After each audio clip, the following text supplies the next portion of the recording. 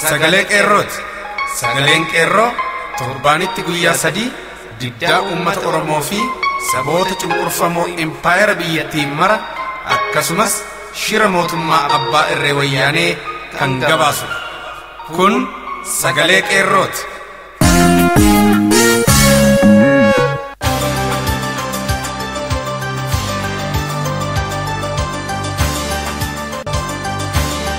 Harkafuuni akkam jirtu dhaggeeffattoota keenya kabajamuuf jaallatamu. Qophiin sagalee qeerroo kallattiin Oromiyaa tamsa'aa jiru amma eegalee jira. Qophii waliin kan turu Anurjii Sabaati. Ani Bilisee Oromiyaati. Kabajamtoota dhaggeeffattoota keenya qophiilee keenya duraa duubaan isin biraan ga'uuf akkuma barame jalqaba irratti oduu isiniif dhiyeessina. Turtiin keessan nufaan akka ta'u isin afeerra. Amma hangafoota oduu. Tuulliidhaa Oromiyaa keessatti jabaatee itti fufe fincila diddaa gabrummaa jabaataa dhufeen wayyaaneen uummata waraanaan doorsisaa jira. Diddaan waraana wayyaanee keessa hammaataa dhufe balballooma oduuf Jalgaaddisaa Daawudee.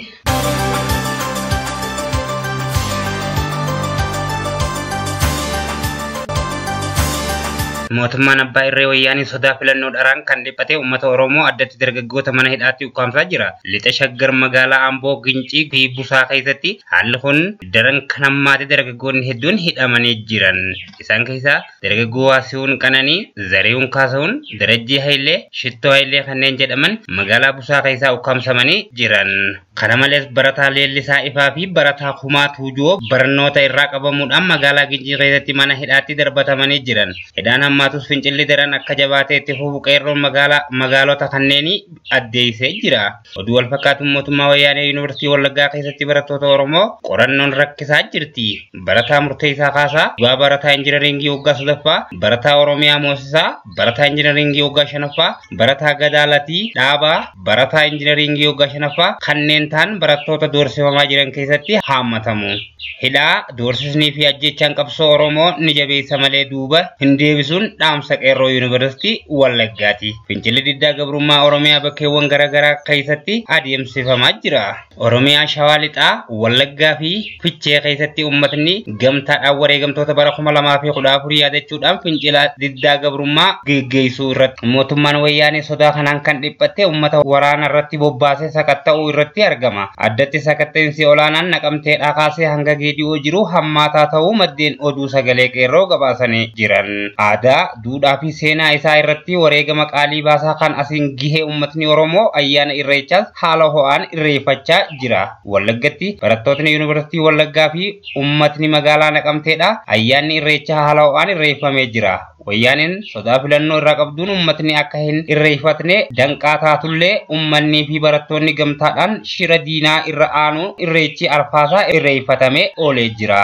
Aadaa, seenaa, duudhaa fi afaan keenya tikfachuu irratti wareegama qaalii baasuun nurraa eegaman dhaamsa qeerroo bilisummaati.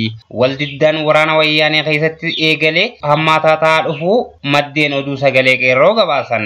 Waraana ittisa biyyaa giddugaleessaa kaabaa fi bahaa keessatti aanga'oota waraanaa dabalatee miseensonni waraanaa hojii gadhiisuu irratti argamu. Kunis furmaata dhabuu irraa walga'iin xumura dhabee waajjira ministeera ittisa biyyaa keessatti wal shakkii fi wal arrabsuu akka ta'e keessa beeytonni sagalee qeerroodhaaf gabaasanii jiran. Oduun keenya irraa kanuma. Qophii afaan waliin turtii gaarii.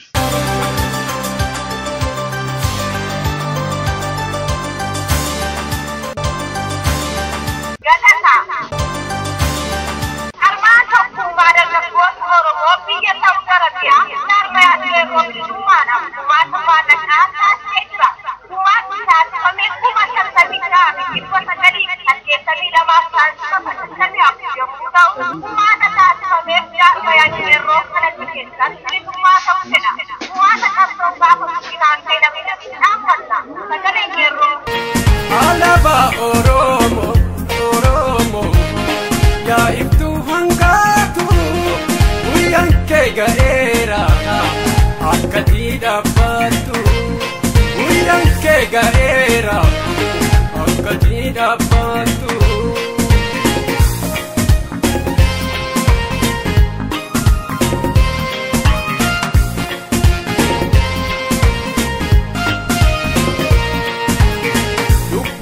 Tameka si wareegame yaa mallattoo eenyummaa qabsoota ganama alaabaa si mallattoon saba har'a Oromiyaarraa qabda bakka guddaa alaabaa Oromoo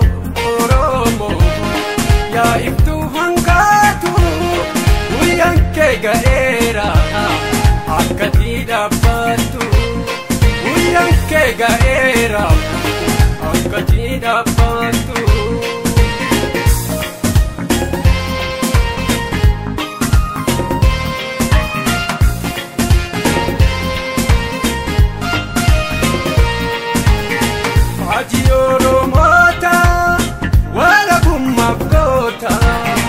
Akkati dhaabbattu yeroon kee ga'eera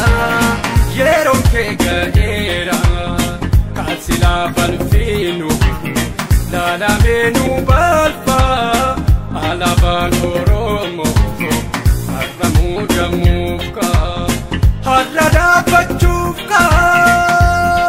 alaabaa Oromoo yaa ibtuu hangaatu guyyaan kee ga'eera akkati dhaabbattu guyyaan kee ga'eera akkati dhaabbattu.